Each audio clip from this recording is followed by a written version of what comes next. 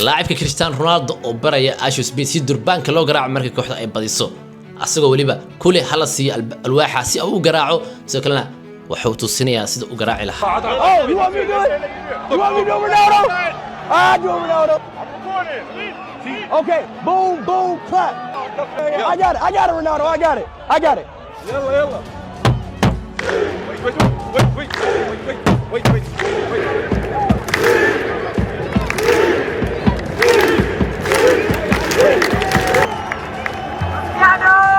Ashley Speed فرحت iyo sidoo kale يعني meel uu isgeeyay ayuu waayay Ronaldo gool in bacaadihina ayuu wuxuu ku soo tagtay gees ciyaarta 2-1 ayuu ka dhigay ayadoo bareej ay tahay laacibkan Cristiano Ronaldo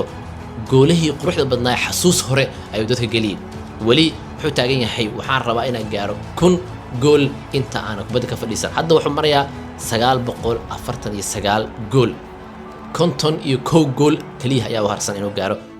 1000 gool waayihiisa kubadda cagta Ashley Speed magaca oo ku raadinaya ninkan sidoo kale oo ku hela sumcadda weyn xataa waxa ka yaabay youtuberka weyn ee subscribe-ka ugu badan haysta ninka lagu magacaabo Mr Beast wuxuu yirinayo sida aad u sameeyso ma ogi laakiinse inay taageero dhabka tahay in kale laakiinse niyo inaba caadi ma tihid sidoo kale Ashley Speed waxa ku ognahay sportiga inuu ku fiican yahay orodka ku fiican yahay sidoo kale gymnastics ku fiican yahay maalin waxa ka yaabeen لاعبين هيستان Olympic gold gymnastic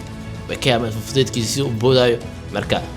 daayar kan inaba caadiga ahayn ayaa hadda taageeranimadiisii heerka ugu sareysay maraysa Ronaldo markii ugu horeysay ayuu la hadlay la sheekaysanayay live ah